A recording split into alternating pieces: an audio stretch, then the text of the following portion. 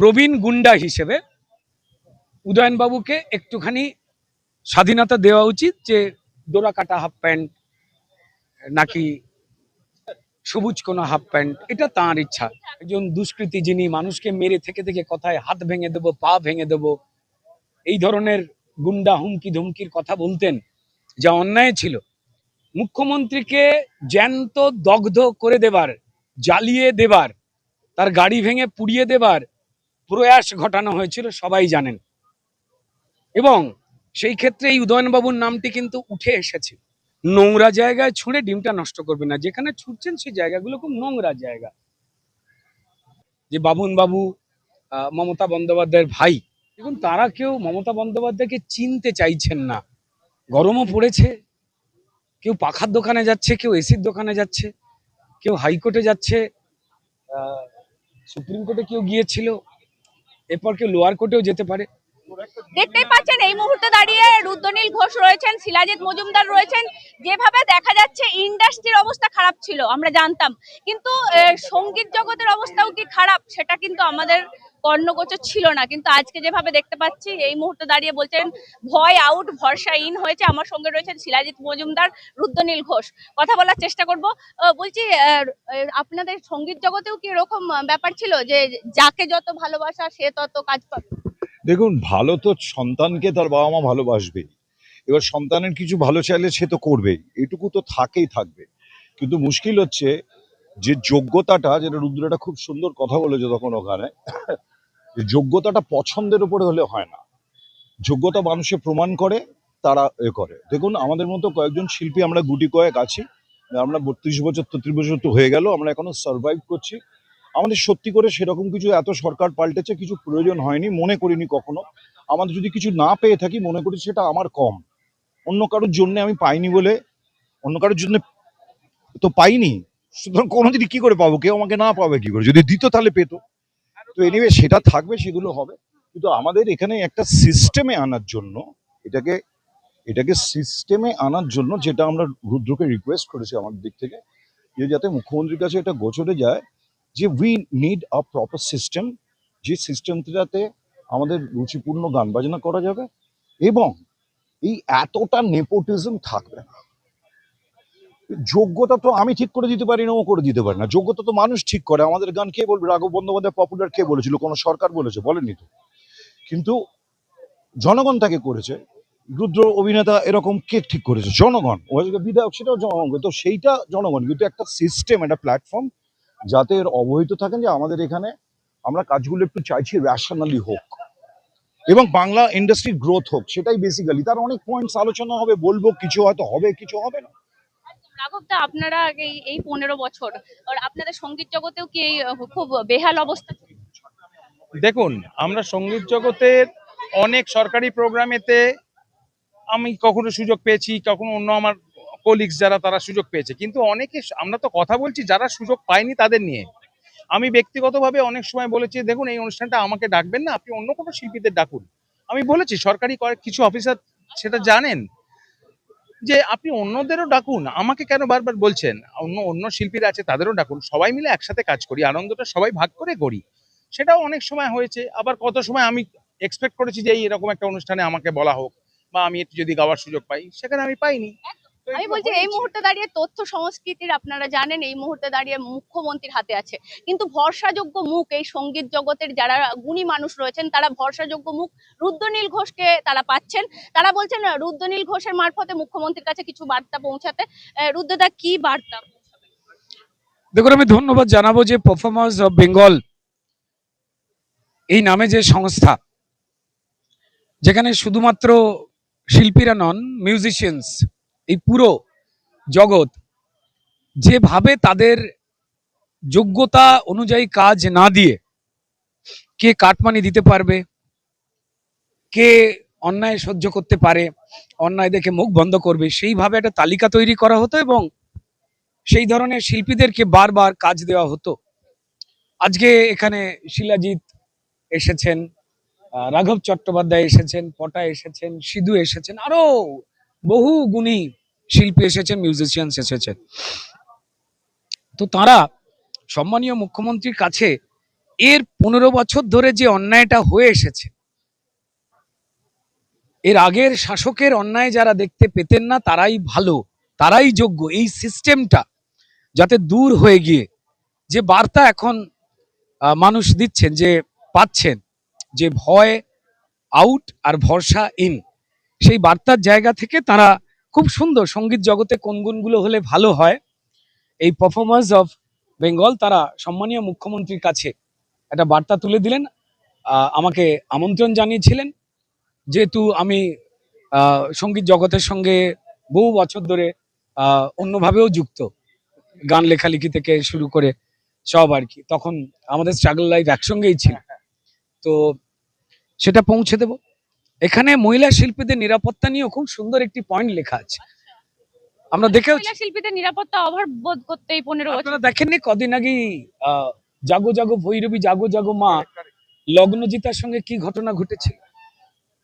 শুধু লগ্নজিতা নয়, বাকি মহিলা যারা শিল্পী রয়েছেন তাদের সঙ্গেও যাতে কোনো জায়গায় না কোনো এই ধরনের অপ্রীতিকর ঘটনা ঘটে, যা শোভনীয় নয়, যা এই বাংলার সংস্কৃতিতে ছিল না, সেই রকম দাবিও রয়েছে। একদম মুখ্যমন্ত্রীকে পৌঁছে দেবেন রুদ্রনীল ঘোষ, কিন্তু একটা প্রশ্ন, যেটা রুদ্রনীলদা তো জানেন মুখপাত্র বিজেপির, বলছি আজকে উদয়ন গুহ এবং তার ছেলে অ্যারেস্ট। দেখুন, পশ্চিমবঙ্গের মানুষের মনের মধ্যে আনন্দ এলো, কারণ তারা দেখেছেন যে কি কি ধরনের ভাষায় তারা কথাবার্তা বলে সমাজে একটা আতঙ্কের পরিবেশ তৈরি করতেন, গুন্ডামি হুমকির পরিবেশ তৈরি করতেন, যা অত্যন্ত ব্যথাতুর ছিল। এবং এখান থেকেই নিষ্কৃতি পেতে মানুষ কিন্তু এই সরকারটি বদল করেছেন, এটা মানুষের নিজের সরকার। তো বাকি উত্তরবঙ্গের মাটিতে এখন আনন্দের সুর, যে কুচবিহার এই এরিয়া থেকে একজন দুষ্কৃতী, যিনি মানুষকে মেরে থেকে থেকে কথায় হাত ভেঙে দেবো, পা ভেঙে দেবো, এই ধরনের গুন্ডা হুমকি ধমকির কথা বলতেন, যা অন্যায় ছিল। এবং এর আগের সরকার চাইলে অ্যারেস্ট করতে পারত, এ ধরনের কথা বলা যায় না, কিন্তু এর আগের সরকারের কাজই তো ছিল যে মানুষকে মেরে রক্তাক্ত করা, যার সর্বনাশ হয়ে গেছে। আর যে ক্রিমিনালরা, যারা এই হুমকি ধুমকির কথা বলছেন, তাদেরকে উচ্চ পদে আসীন করে, এটা আর আগের সরকারের তো নিয়ম নীতি ছিল। মানুষ এখান থেকে বেরিয়ে আসতে পেয়েছেন। দুর্নীতির হামলাও হয়েছে, আপনি জানেন মুখ্যমন্ত্রী গাড়িতে শুধু হামলা বললে ছোট করা হয়, মুখ্যমন্ত্রীকে জ্যান্ত দগ্ধ করে দেবার, জ্বালিয়ে দেবার, তার গাড়ি ভেঙে পুড়িয়ে দেবার প্রয়াস ঘটানো হয়েছিল, সবাই জানেন। এবং সেই ক্ষেত্রে এই উদয়নবাবুর নামটি কিন্তু উঠে এসেছে। তার যে ভয়ঙ্কর বক্তব্য আমাদের সম্মানীয় মুখ্যমন্ত্রীকে নিয়ে, তার যা যা কথা, যা সভ্য সমাজে বলা যায় না, তিনি তা বলেছেন, ভয়ভীতির পরিবেশ তৈরি করেছেন, ফলত তাকে তো যেতেই হতো। আমি ধন্যবাদ জানাবো বর্তমান সরকারকে, আমি ধন্যবাদ জানাবো মুখ্যমন্ত্রীকে, যে এর আগের সরকারের সময় যে শাসকের আইন চলতো, তার থেকে পশ্চিমবঙ্গ আজ মুক্ত হয়ে আইনের শাসনের রাস্তায় আলোকিত অধ্যায় রচনা করছে। দেখুন, উদয়নবাবু কি পড়তে ভালোবাসেন তা তো আমরা জানি না। আমরা দেখতে পাচ্ছি যে যারা অন্যায় অপরাধ করেছিলেন তারা কেউ হাফ প্যান্ট পরে ফেলছেন, হাফ প্যান্টের ডিজাইন তারা চুজ করছেন কিনা আমার জানা নেই, বা কি রঙে পরবেন আমার জানা নেই। তবে যেহেতু বয়স হয়েছে, উদয়নবাবুকে একটুখানি স্বাধীনতা দেওয়া উচিত, যে যদি এরম ঘটনা মানুষ চান, পশ্চিমবঙ্গের মানুষ যদি কেউ অনুমোদন করে, তো তাহলে একজন প্রবীণ গুন্ডা হিসেবে তার এই দাবিটুকু রাখা উচিত যে ডোরা কাটা হাফ প্যান্ট নাকি সবুজ কোনো হাফ প্যান্ট, এটা তার ইচ্ছা। দেখুন, আমি সবাইকে একটাই কথা বলবো, যে 14 টাকা করে ডিমের জোড়া নোংরা জায়গায় ছুঁড়ে ডিমটা নষ্ট করবে না। যেখানে ছুটছেন সেই জায়গাগুলো খুব নোংরা জায়গা, মানে এগুলো না হলেই ভালো হয়।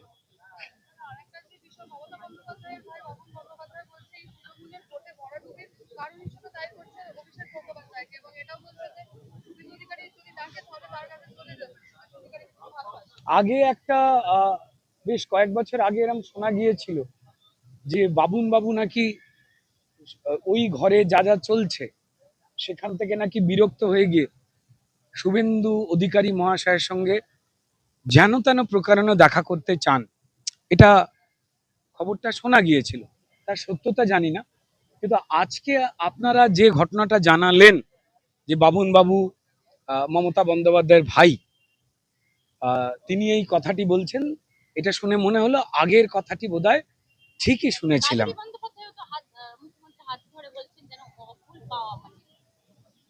দেখুন, তারা কেউ মমতা বন্দ্যোপাধ্যায়কে চিনতে চাইছেন না, পরিবার ভুলে গেছে। এই যে কি হচ্ছে না আমরা বলতে পারবো না, এটা কোনো একটা কিছু হয়েছে, মানে আতঙ্কিত একটা বিষয় তৈরি হয়েছে।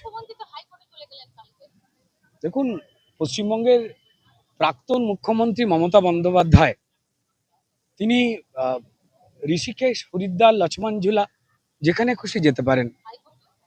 একজন প্রবীণ মানুষ, প্রাপ্তবয়স্ক মানুষ, গরমও পড়েছে, কেউ পাখার দোকানে যাচ্ছে, কেউ এসির দোকানে যাচ্ছে, কেউ হাইকোর্টে যাচ্ছে, সুপ্রিম কোর্টে কেউ গিয়েছিল, এরপর কেউ লোয়ার কোর্টেও যেতে পারে। গরমের সময় এমন হয়।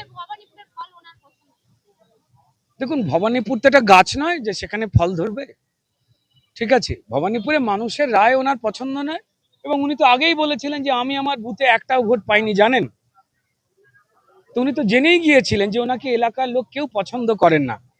উনি আবার কেন দাঁড়াতে গিয়েছিলেন কে জানে বাবা। হ্যাঁ, ডিম কি কাউকে না বলে তার বাড়ি থেকে আনা হয়েছিল? তার অভিযোগের কোনো ভিত্তি হয়েছে কি জানি না, আমি এই ক্ষেত্রে বলতে পারবো না। তবে আমি আবার বলবো, ডিম অত্যন্ত পুষ্টিকর, যারা খান, যে কোনো খারাপ জায়গায় ডিম ছুঁড়ে ডিমের মর্যাদা নষ্ট করবেন না। যা আজ আছে কাল নেই, কি একটা অবস্থা হচ্ছে বলতে পারবো না, তারাই বলতে পারবেন। তবে এটা বলতে পারি যে এই যে গরম পড়েছে, এই যে আবহাওয়া, তা অনেকে না মেনে নিতে পারছেন না। দিনকে রাত বলে ফেলছেন, রাত্রিবেলা গুড মর্নিং বলছেন, এমনটাও হচ্ছে। তাদের অবিলম্বে যে কোনো স্বাস্থ্য শিবিরে যাওয়া উচিত।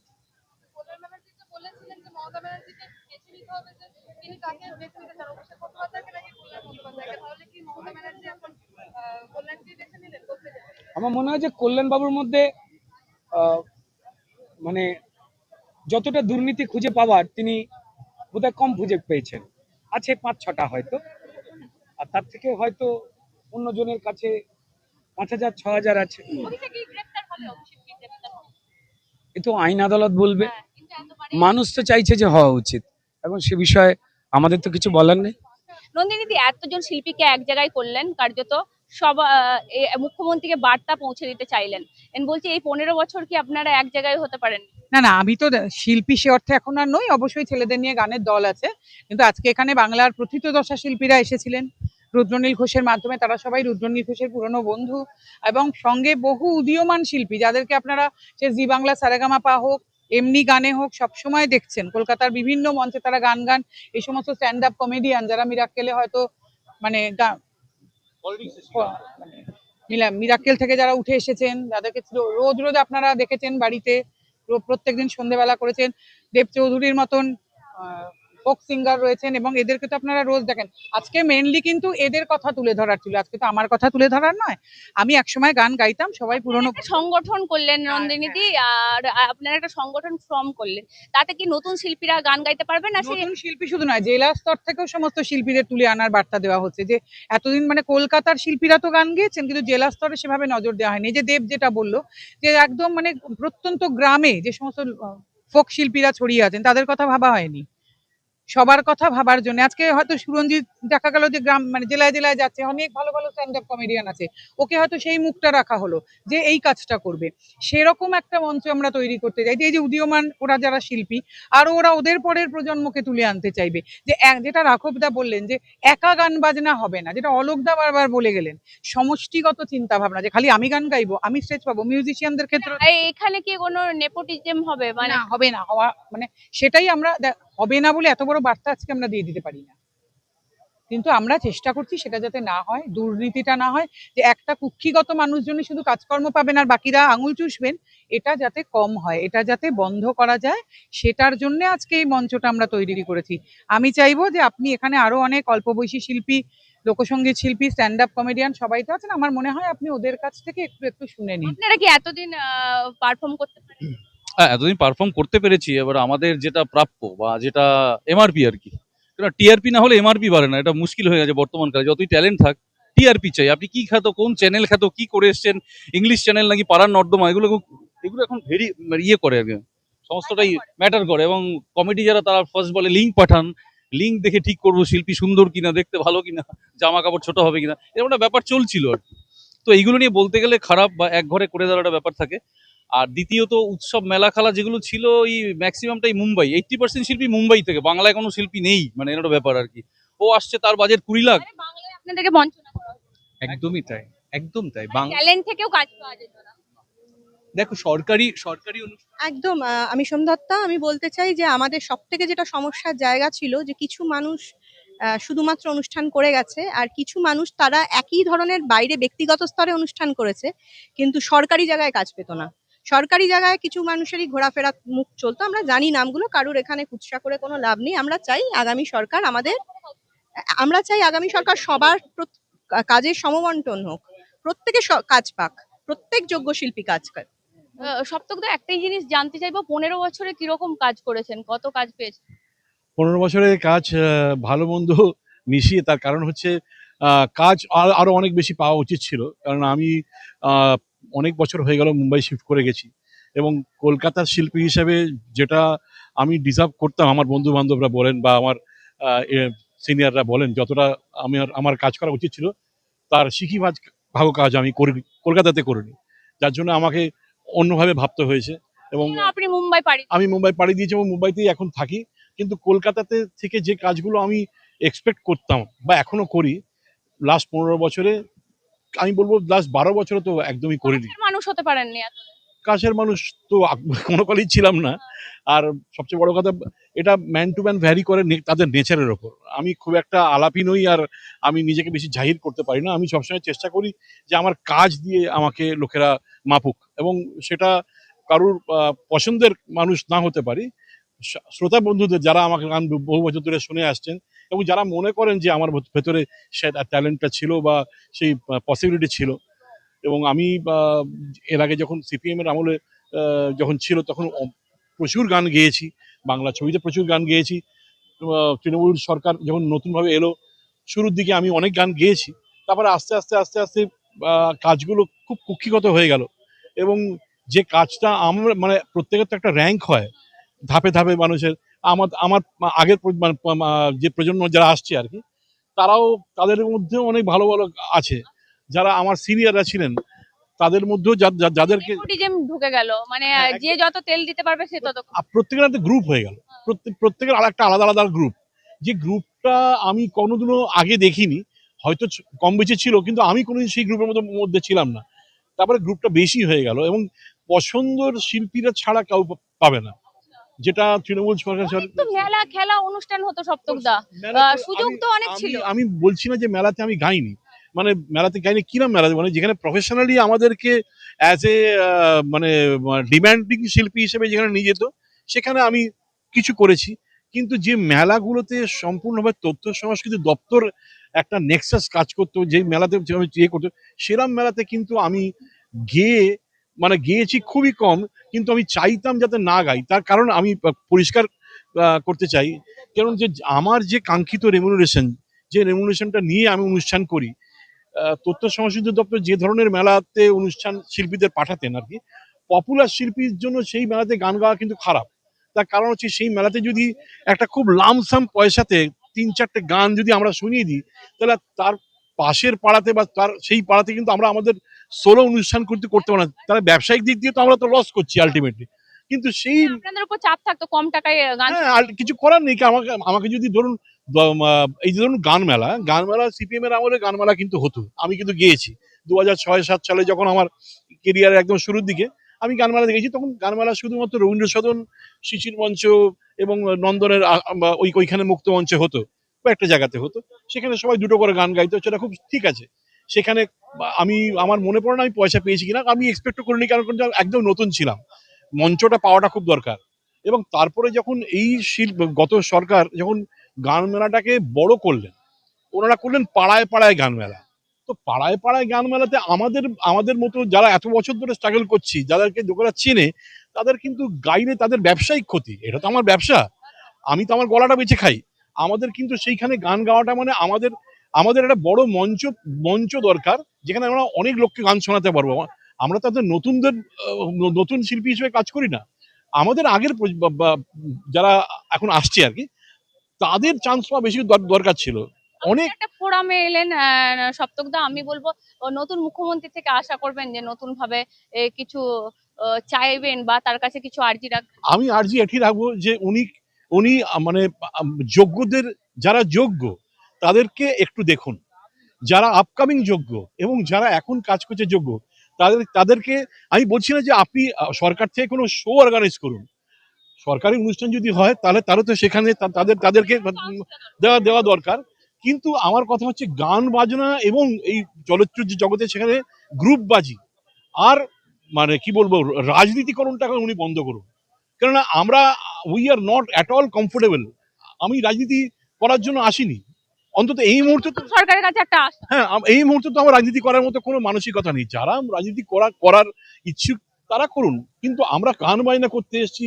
যারা অ্যাক্টিং করছেন, যারা বাজাচ্ছেন, তারা শুধুমাত্র চান যে একটা সুস্থ স্বাভাবিক মঞ্চ, যেখানে স্বাধীনভাবে নিরপেক্ষভাবে গান বাজনা আর অ্যাক্টিং করতে পারবে। আমাদের মঞ্চটা সেইখান থেকেই এসছে, পারফরমার্স অফ বেঙ্গল। ইন্দ্রনীল সেনের কাছে কোনোদিন গানের কথা বলেননি? দেখুন, আমার তো মনে পড়ে না আমি কোনোদিন গান বাজনার কথা বলেছি, যেহেতু আমি আগেই বললাম যে আমি বাইরে থাকতাম, আমাকে মাঝে মাঝে ওনারা অনুষ্ঠান করার জন্য ফোন করতেন, এবং বেশিরভাগ জায়গাতে আমি করতে পারিনি কিছু। আর যখন আমি করতে পেরেছি তখন আমি অদ্ভুতভাবে উপেক্ষিত হয়েছি আর কি। মানে আমি যখন দেখতাম যে গুটি কয়েক সিঙ্গার, আমি প্রত্যেকেই আমার বন্ধু বান্ধব, তারা বেশি গান গাইছে, তার মধ্যে কয়েকজন যারা আছেন তাদের গান একদমই কাঙ্ক্ষিত নয়, কেননা তাদের থেকে আরো অনেক ভালো ভালো শিল্পীরা বসে আছেন গান গাওয়ার জন্য, তারা চান্স পাচ্ছে না, মনোপলি ভাবে তাদেরকে চান্স দেওয়া হচ্ছে। এটা আমার কাছে খুব খারাপ লেগেছে, কেননা আমি চাই সবাই কাজ করুক। কাজটা যদি সবাই মিলে যদি করা হয়, তাহলে কারোর কোনো বলার জায়গা থাকবে না যে আমি চান্স পাইনি। এবং আমি প্রথমেই বললাম, আমি প্রথমেই বললাম যে প্রত্যেকটা একটা লেভেল আছে, প্রত্যেকের একটা আলাদা আলাদা লেভেল আছে, সেই লেভেলটাকে এবং তাদেরকে সসম্মান করা উচিত। সেটা মিউজিশিয়ানদের জন্য ক্ষেত্রে প্রযোজ্য, সিঙ্গারদের ক্ষেত্রে প্রযোজ্য।